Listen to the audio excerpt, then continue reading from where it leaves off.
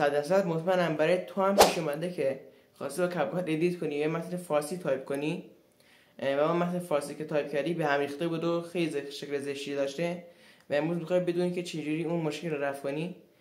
پس تا آخر این ویدیو همراه من باش. سلام، من ایلیامو اینجا مطلب آکادمی و امروز من با آموزش حل مشکل تایپ فارسی با کپکات.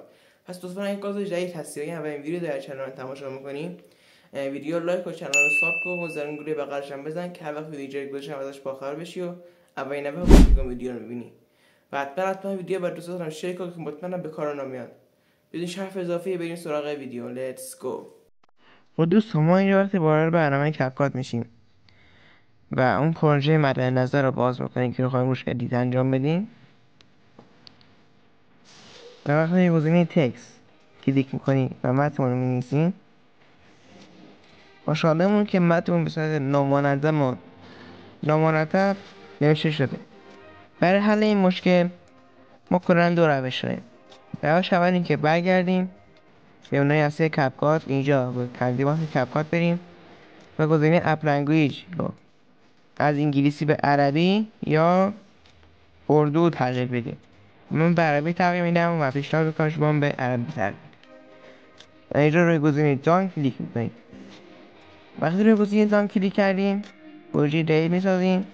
اون ویدیو یا عکستون رو وارد میکنیم.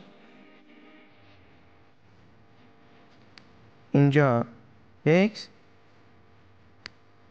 اد تکست و دوباره متن رو می‌نویسیم و مشاهده میکنیم که به صورت کامل و سریع برای متن رو می‌نویسه. خب دوستان اینجا وقتی متن رو نوشتیم میتونیم اینجا بهش بخش فونت اشی فونت بدیم.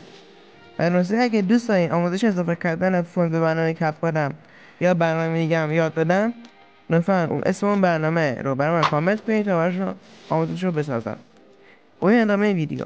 اینجا یه فونت انتخاب میکنیم و مشاهده میکنیم که متن به صورت کامل و درست تایپ شده.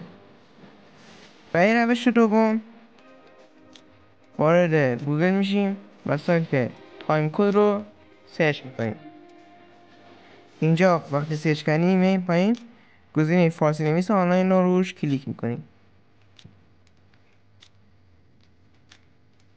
اینجا متن خودتون رو می‌نویسین و این گزینه فارسی سازی کلیک میکنید.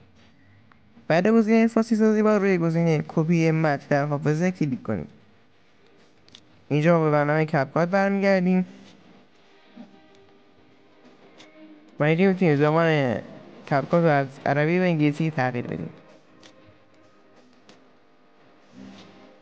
اینجا پروژه رو نواز میکنیم تکست اد تکست و اون متنی که اون سایت کپی کردیم و اینجا پیست میکنیم. اینجا میتونیم بخش فونت بهش فونت بدیم. اینجا وقتی فونت رو اضافه کردیم بعضی حروف خوب نیفتاده میریم حروف رو پیدا میکنیم و درستش میکنیم. مثلا اینجا پ درست نیفتاده و من اینجا پ رو دوباره مینویسم.